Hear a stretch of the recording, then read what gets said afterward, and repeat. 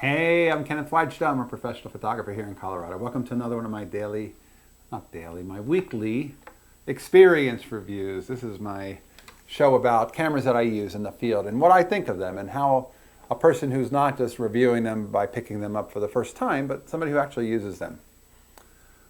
This is the Leica R7. This is a electronic battery dependent. It uses 4 A76 or LR44 batteries, and I want to like it more. It has automation. It has an aperture priority mode, which I'm a big fan of. So this should be a good manual camera and an aperture priority camera, simple to use. And I would just pretty much use it in aperture priority because that's what I think the R7 is its strong point. That's why you would pick it up. I have a R6.2, which is all manual and mechanical, so it doesn't need batteries. But whenever I pick this up, as much as I like the idea of shooting a Leica R camera, it's got a 35 2.8 Elmerite on it. That's a classic lens. A 35 on a Leica R body, how can you go wrong? But when I look through it, the viewfinder isn't that bright to me. And maybe it's just the one I have.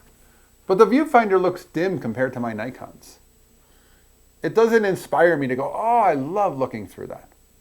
I remember looking through an F3 out at an old town I was visiting, and I was just looking through that F3 viewfinder, and I was like, oh my God, this is so beautiful.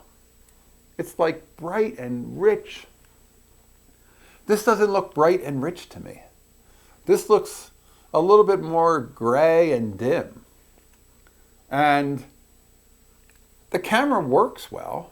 It's good at setting exposure. It's good at working as an auto aperture priority camera. It's simple. It doesn't have too many controls, just a simple ISO setting. And then it has a control for whether you want to shoot it in aperture priority or manual. But I want to like it more than I do. If you said, pick up this one or the FM2 with a 35 2.8.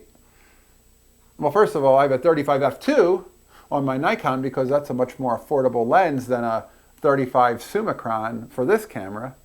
I don't have a Summicron, I just have the Elmerite. If you said to me, pick up one and just go shoot it, I would have to have that one not available to pick this one up. This doesn't have film in it. Just double checking that. Yeah, this doesn't have film in it.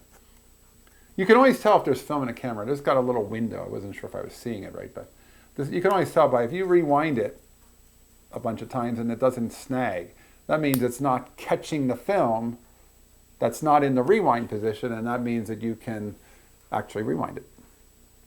That means that there's nothing in it to rewind. That means it's empty. A lot of times when I go to photo groups and I'd bring a camera to beers and cameras, anybody who saw a camera that they want to say, hey, can I see your camera? The first thing they would do is to see, is there any film in it? Because that was a way to check. You didn't need a window.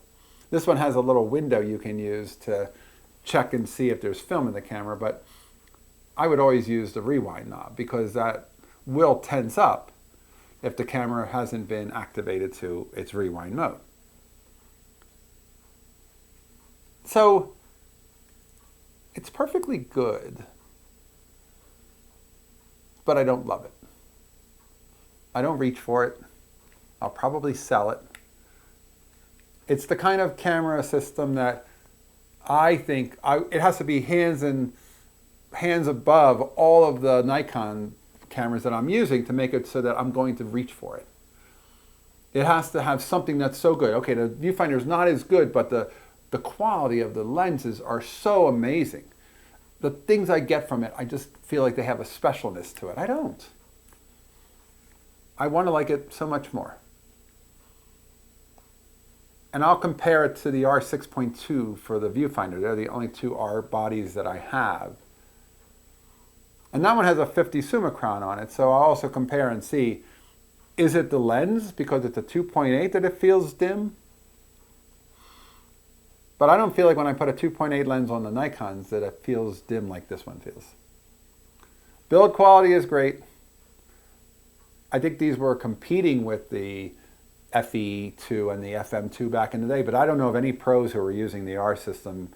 At assignments where I would go, there would be tons of Nikons, tons of Canons, and really the same ones, the Nikon F3, the FM2, and the Canon F1, and the Canon EOS once those came out. But nobody was using this professionally. It just didn't draw that level of, I'm going to be able to use this and abuse it like I could a Nikon. So if you want to have a camera that is Leica, you can afford to get into Leica much cheaper on an R system than an M, this will do it. But if you really want to get a camera that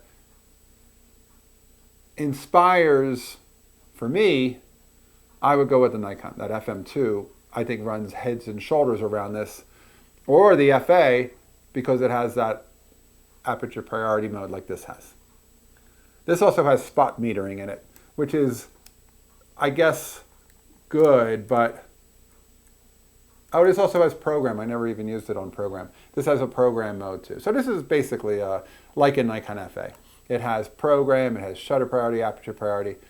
I'm not using those modes. I'm usually using aperture priority or manual.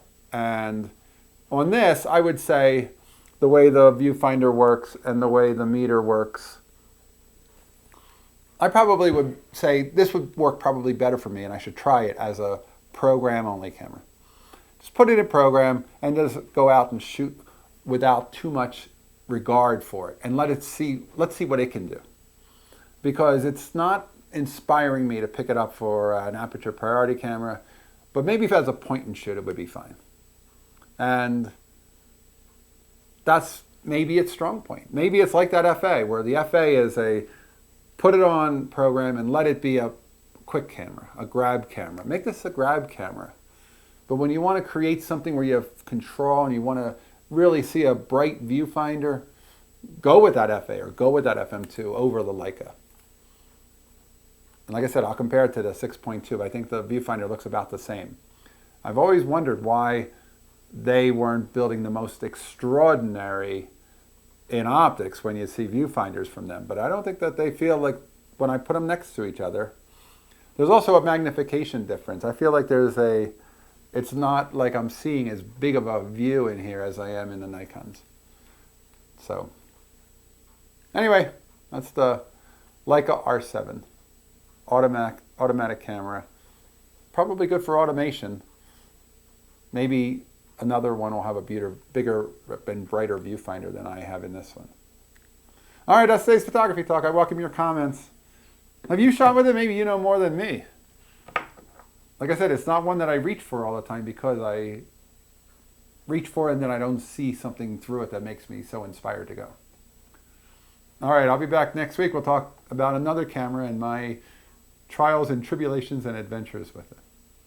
Hey, if you're enjoying these, hit the subscribe button.